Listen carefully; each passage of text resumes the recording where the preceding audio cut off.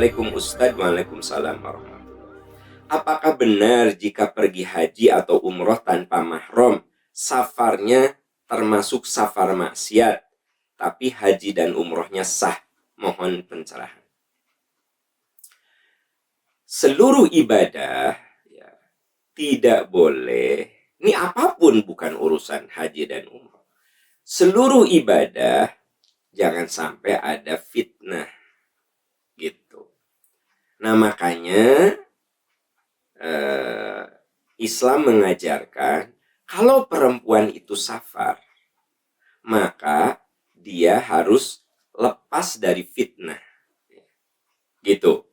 Sekarang kalau orang berhaji, berumroh, ini jelas-jelas ya, ada yang mendampingi sekalipun bukan mahramnya. Jadi mahram itu seperti ayah, ya, itu mahram. Suami tentu saja. Anak laki-laki, ya, adik laki-laki, kakak laki-laki itu mahram. Nah, masalahnya tidak semua orang bisa berumroh atau bisa berhaji dengan membawa misalnya ayahnya, dengan membawa anak laki-lakinya, atau bahkan mungkin suaminya nggak bisa pergi karena ada tugas-tugas kantor yang tidak bisa ditinggal. Selama ibu ini, teteh ini bisa pergi dengan aman. Nah, aman di sini apa? Ada travel, ada yang bertanggung jawab, ada yang melindungi. Maka sebenarnya tidak ada masalah gitu. Jadi tidak mengandung unsur dosa. Urusan sah dan tidak itu kan kaitan dengan masalah rukun, syarat, wajibnya haji atau umroh. Ya enggak? Selama orang itu saat umrohnya terpenuhi rukun dan syaratnya, misalnya rukunnya ihram, tawaf, sa'i, semua dilakukan, ya, tahallul, berarti kan sah umrohnya. Orang berhaji, ya, selama seluruh yang disyaratkan dan diwajibkan dan dirukunkan itu terpenuhi, sah hajinya. Ihram, ya, wukuf di Arafah, misalnya, mabit di Muzdalifah, mabit di Mina, melempar jumroh, tawaf ifadah, tahallul, semua terlaksana, sah itu.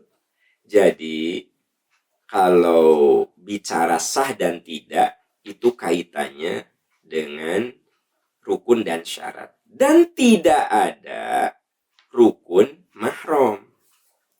Ya, jadi kalau ada yang bilang kamu umroh tanpa mahram nggak sah, coba perhatikan ada nggak rukun umroh, rukun haji di situ mahram gitu?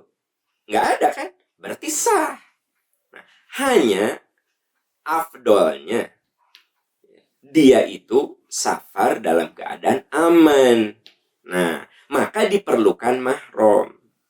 Nah, sekarang mahramnya tidak memungkinkan karena satu dan lain hal, bisa dananya terbatas atau situasinya tidak memungkinkan, maka ikutlah dengan travel, karena travel itu yang akan melindungi perjalanan haji atau umrohnya, gitu.